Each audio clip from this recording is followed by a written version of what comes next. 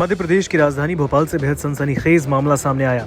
यहाँ एक बालिका गृह से 26 बच्चियां लापता बताई जा रही हैं। तमाम राज्यों से ताल्लुक रखने वाली ये बच्चियां फिलहाल कहां हैं, इसे लेकर कोई जानकारी नहीं। शुरुआती जांच के बाद बताया जा रहा है कि ये बालिका गृह अवैध रूप से संचालित था। मामले को लेकर मध्य प्रदेश के पूर्व मुख्यमंत्री शिवराज सिंह चौहान ने भी अपनी चिंता व्यक्त की है और कार्रवाई करने का अनुरोध किया। उन्होंने सोशल मीडिया प्लेटफॉर्म एक्स पर लिखा, भोपाल के परवलिया थाना क्षेत्र में बिना अनुमति संचालित बाल गृह से 26 बालिकाओं के गायब होने का मामला मेरे संज्ञान में आया। मामले की गंभीरता तथा संवेदनशीलता को देखते हुए सरकार से संज्ञान लेने एवं त्वरित कार्रवाई करने का निवेदन करता हूं।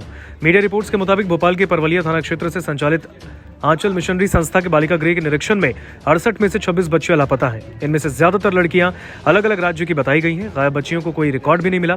खास बात यह है कि बालिका गृह के रजिस्ट्रेशन भी नहीं है और इस संबंध में राष्ट्रीय बाल अधिकार संरक्षण आयोग के अध्यक्ष प्रियंका कानूनगो ने मुख्य सचिव वीरा राणा को पत्र लिखकर 7 दिनों में जांच रिपोर्ट मांगी। प्रियंका ने एक ट्वीट करते हुए लिखा, कल मध्य प्रदेश की राजधानी भोपाल के तारासेवनिया में राज्य बाल आयोग अध्यक्ष व सदस्यों के साथ संयुक्त रूप से एक मिशनरी द्वारा संचालित अवैध बाल गृह का निरीक्षण किया।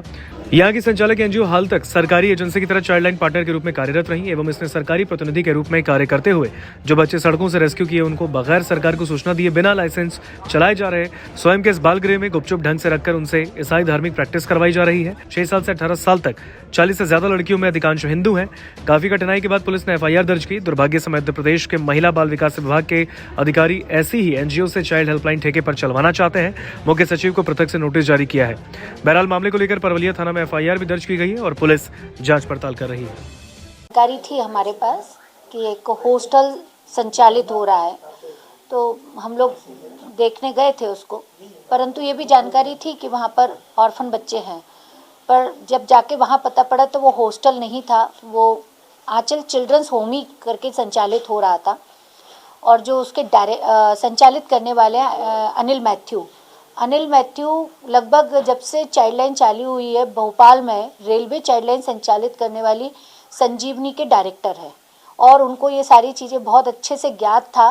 तब भी उन्होंने ऐसे बच्चों को जो उनके रेलवे चाइल्ड लाइन के वर्कर के रूप में आउटरीच प्रोग्राम के तहत बच्चे चिन्हित किए गए, जिनको कि 24 घंटे के अंदर बाल कल्याण समिति के समक्ष प्रस्तुत करना होता है, वो सारे के सारे बच्चों को बाल कल्याण समिति के समक्ष प्रस्तुत न करके उनको होम्स में रखा गया। साथ ही वहाँ पर जो अन्य राज्यों के और जिलों के बच्चे मिले, ये भी एक चिंता का विषय है कि वो बच्चे यहाँ कैसे आए, उसकी जानकारी कैसे मिली उनको यहाँ तक अप्रोच, क्योंकि संस्था तो 3 साल पहले खुली हुई है। तो कब से ये रैकी की जा रही थी बच्चों की कि इस तरीके के बच्चों को यहाँ पर लेके आना है। और जो 68 बच्चियाँ थी उसमें से 26 बच्चियाँ हम लोगों को वहाँ पर नहीं मिली। मैम, धर्मांतरण से भी जोड़ा जा रहा है इसको, किस तरह से धर्मांतरण को लेकर बातें सामने आई? धर्मांतरण को लेके बच्चों से जब बातें की गई कि उनके पूजा पद्धति की क्या दिनचर्या है, तो उसमें केवल और केवल यीशु की ही प्रार्थना थी। और एक बच्ची से जब मैं बात कर रही थी, अच्छी समझदार बच्ची थी वो, तो मैंने उससे पूछा भी था कि आप लोग अपनी प्रार्थना नहीं करते? तो बोले हम लोग करते थे, एक लड्डू गोपाल जी की मूर्ति थी पर उसको पानी में विसर्जित करवा दिया गया।